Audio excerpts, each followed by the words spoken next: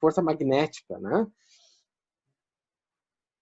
Que envolve essa definição. Mas vocês, lá na física, quando falam de torque, às vezes usam essa relação.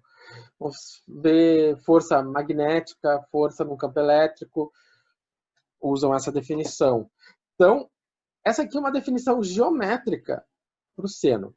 Existe uma ligação entre essa expressão e a do determinante, né? A gente não vai fazer essa verificação porque não compete à nossa disciplina. Bom, então tá. Então, o que acontece? Se eu tenho um vetor U de módulo 8, eu tenho um vetor V de módulo 7, e o ângulo entre eles é de 30 graus,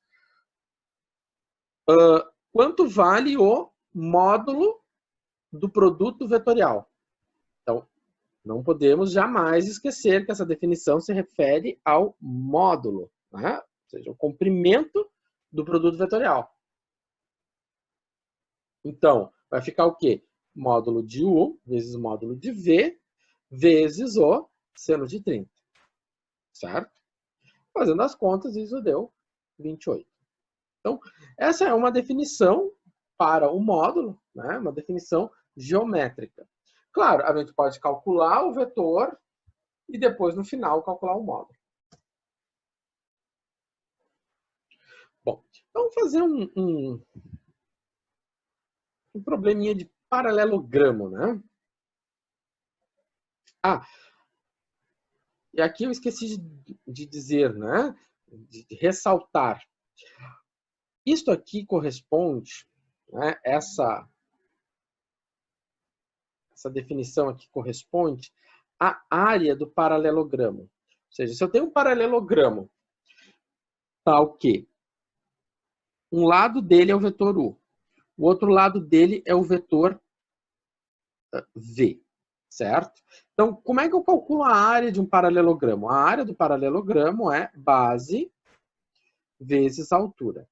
Se a base desse paralelogramo é o módulo de U, né?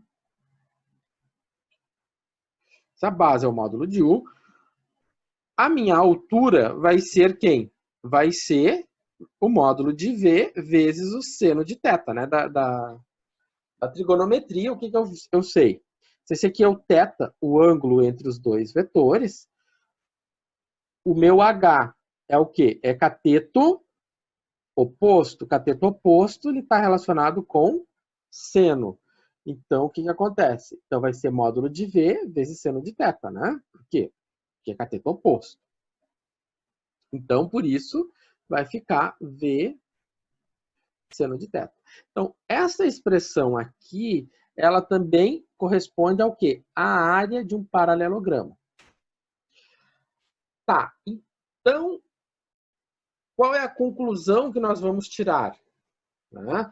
Geometricamente falando, e isso vocês viram nas aulas nas videoaulas da semana passada, o produto escalar está relacionado com ângulo. E o produto vetorial, ele está ligado com área. Então, tudo que se refere à área vai estar ligado a produto vetorial.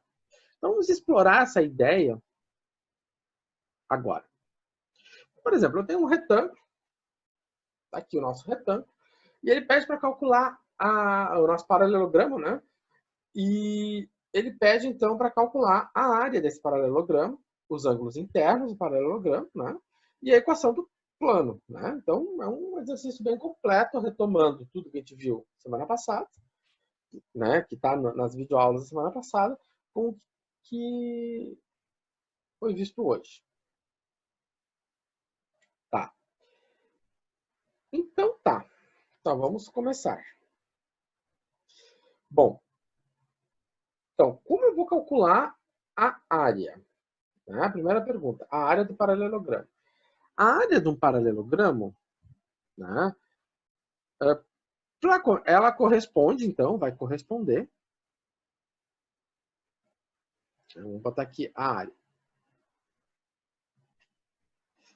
Essa minha área, né, essa área desse paralelogramo, vai corresponder a quem? Ao módulo de quem? Do produto vetorial entre AB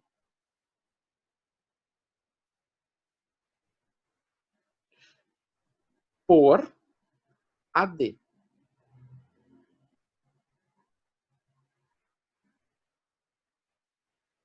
Certo? Então, essa área vai corresponder ao módulo do produto vetorial entre AB com AD.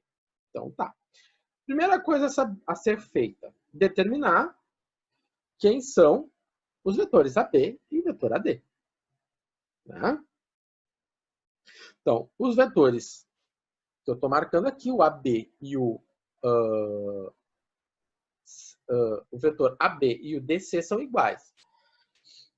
Não foi dado o ponto D, então a gente pode descobrir quem é o ponto D, né?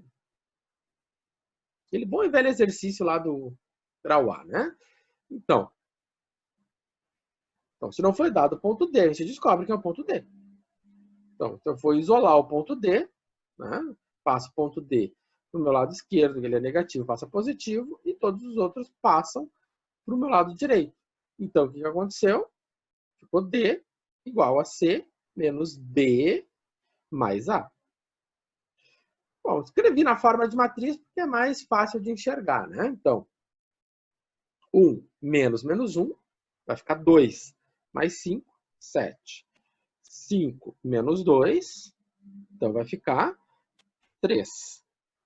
3 menos 1, 2. Agora, eu tenho o que aqui? Eu tenho menos 2, menos 1 dá menos 3. Menos 3 mais 3, 0. Então, meu ponto D é 0. Certo? Isso aqui só foi feito, repito, porque não foi dado o ponto D, e o ponto D é importante. Bom, então tá. Quem vai ser... Então, meu ponto D foi descoberto. Quem vai ser meu ponto A? Ou quem vai ser meu vetor AB? Meu vetor AB vai ser quem? Vai ser B menos A. Então, menos 1, menos 5, menos 6. 2, menos 1, 3. 1, menos 3, menos 2. O meu AD. Né? Então, D menos A. 7 menos 5, 2. 2 menos 1, 3. Né? 0 menos 3, menos 3. Continha básica. Tá. Então, achamos os nossos vetores AB e AD. Beleza, guardamos eles ali. Então, quem vai ser a área do paralelogramo? A área do paralelogramo, né? Como a gente viu aqui. Eu já tinha falado disso. Então, por isso que a gente precisou saber quem é o AB, quem é o AD. Tá. Então, o AB versus o AD. Bom, então se eu for fazer o produto vetorial entre AB com AD, então aqui ficou o AB e aqui ficou o AD. E aí é fazer o determinante, né? Então, o AB está aqui, o AD está aqui. Feito as contas, eu fiquei com menos 3i, menos 22j, menos 24k. Aí alguém vai lembrar, mas determinante não pode ter área negativa. Ou melhor, área... Eu falei uma frase totalmente sem nexo, né? Completamente sem nexo. Voltando. Toma. Uma área não pode ter valores negativos. E o nosso determinante acabou de ser completamente negativo, né? Não faz problema. Por quê? Não tem nenhum problema. Porque nós estamos trabalhando com um módulo, né? Nós estamos trabalhando com um módulo, eu vou tomar um módulo desse vetor. E quando eu tomar um módulo do vetor, eu vou ter um número positivo. Ok. Isso quer dizer, quando tu faz uma construção, ele é negativo, não quer dizer que ele seja. Pode ser que a construção seja ir para baixo, né? Alguma coisa assim. Né? Isso, exatamente. Ele Só que em uma obra. Exatamente. Ele é negativo no sentido do sentido. Da referência. Isso, exatamente. Fale? Isso não é na civil, né? Isso. Que alguém ia falar? Tá. Então, então aqui é continha, né? Então, feito obtivemos o vetor, como o colega ele lembrou. É o vetor, ele tá indicando uma direção. Né? O que é a área? A área é o módulo. Né? Então, se eu for tomar um módulo, né? Se eu for tomar um módulo, o módulo então vai ficar menos 3 ao quadrado, mais menos 22 ao quadrado, mais menos 24 ao quadrado. Então, eu vou estar todos os valores negativos vão estar ao quadrado, isso vai virar um número positivo. E aí, então, tomando a raiz quadrada, eu vou ter, então, raiz de 1069. Tem que dar essa raiz, 1069. Dá aproximadamente, dá 3269 aqui, né? Encontrei 3269. Bom, então, nós temos... então, a gente tem um exemplo, né, de como a gente pode calcular uma área de um paralelogramo, né? Então, tem a área de um paralelogramo. É um paralelogramo que está no espaço, né? Ele tem 3 dimensões. E a gente calcula a área dele. Eu não faço a mínima ideia de como é que ele deve estar. A representação dele no espaço cartesiano tridimensional, porque né? A gente precisaria fazer isso praticamente medidas reais para enxergar alguma coisa. Tá. E assim mesmo a gente conseguiu calcular uma área. Bom, agora ele pede para calcular o ângulo interno. Né? Então, que ângulo interno é esse? Ele está pedindo para calcular, bom, os ângulos internos. Né? Então, vamos fazer o seguinte. Quem é o alfa? Né? O ângulo alfa, ele chamou esse aqui, né? Alfa. Então, é o ângulo formado por quais vetores? Ele é um ângulo formado pelo vetor AB e pelo vetor AD. Então, eu vou relacionar, para calcular esse ângulo, os vetores AB e AD. Então, eu vou fazer o AB vezes o AD, e aqui, repare, é produto... desculpa. É produto escalar. Então, esse produto escalar aqui, então, ele é um produto diferente, como a gente viu na semana passada. É o produto do pontinho. E ele vai gerar um número.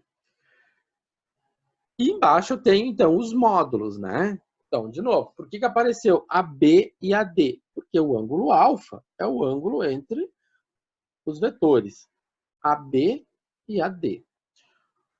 Bom, visto isto, então nós temos o seguinte. Tá? Então, vamos lá. O AB é 6i 3j menos 2k, e o AD 2i 3j menos 3k. Então, vamos fazer a multiplicação. Menos 6 com 2, 3 com 3, e menos 2 com 3. Aqui. Por que essa multiplicação foi simples? De novo, repito, porque o meu produto é escalar. E por ser um produto escalar, ele vai me resultar em um número. Então, sempre, ó, a palavra mágica, né? Sempre que aparece o pontinho, eu tenho um produto escalar, e eu não preciso, e eu não tenho o determinante, eu só multiplico as componentes. Certo? Bom, vou calcular o módulo agora dos vetores, né? O comprimento entre AB e AD. Tá? Então, o comprimento entre AB, a distância de A até B, deu 7. A distância de A até D deu raiz de 22. Tá?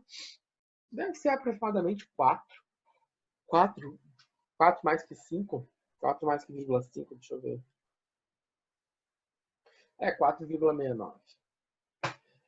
Enfim. Então, agora de posse desses números, né? Ou seja, eu conheço esses valores, Então, nós vamos substituir nessa formulação aqui. Então, vamos lá. O que acontece? Então, nós temos o produto escalar 3, né? E 7 e raiz de 22. Então, colocando na nossa calculadora, nós tivemos, então, 84. Então, aqui é importante a gente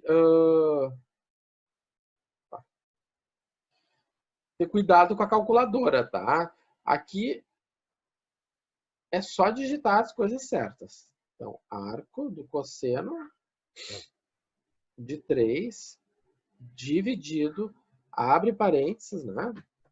Geralmente dividido é 2 pontinhos. Né? Dividido por 7 vezes raiz de 22, né? E, novamente, para que isso tudo funcione, né, a gente tem que estar em DEG. Bom. Tá. E qual é a conclusão que eu tirei aqui, né? Se eu encontrei que é 84 esse ângulo, então esse ângulo aqui é 84. Esse ângulo aqui também é 84. Isso aqui é uma propriedade básica do paralelogramo.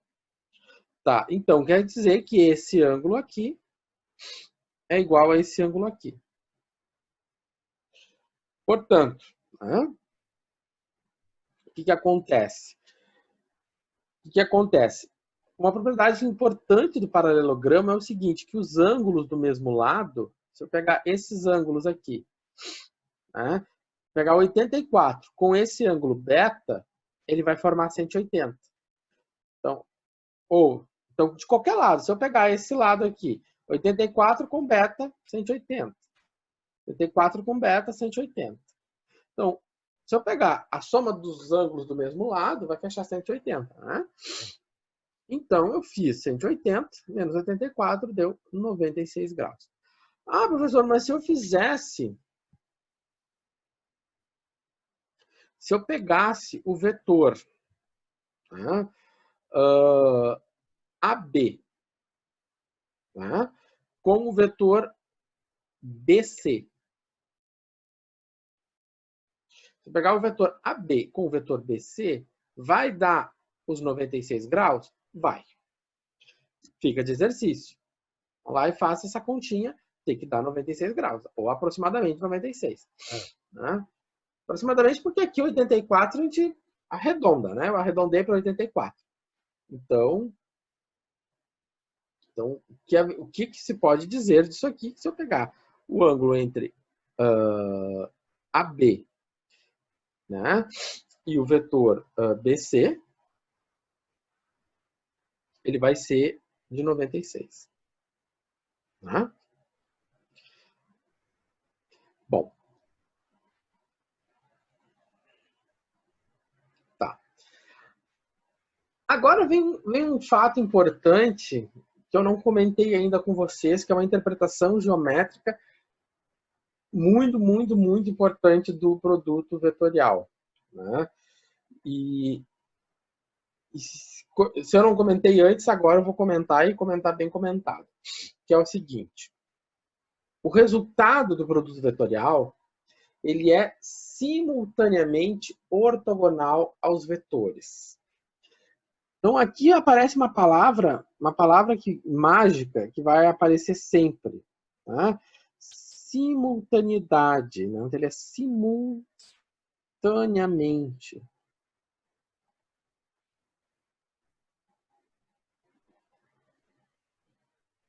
Ele é simultaneamente ortogonal. O que é isso? Ser simultaneamente ortogonal quer dizer o seguinte, que se eu tenho o meu vetor AB, o meu vetor AD, o produto vetorial entre esses dois vetores, entre o AB e o AD, vai formar um ângulo de 90 graus. Né? Opa, estou indo muito adiante. Ele vai formar um ângulo de 90 graus, ou seja, ele vai formar 90 graus aqui, e ele vai formar 90 graus aqui. Certo? E isso é uma propriedade de todos os todo produto vetorial. Então, todo produto vetorial ele vai formar um novo vetor perpendicular aos vetores que deram origem a ele. Tá? Então, o meu vetor n, tá? Ele é resultado de AB com AD. Então, por ele ser o resultado desse produto, ele é ortogonal a AB e é ortogonal a AD.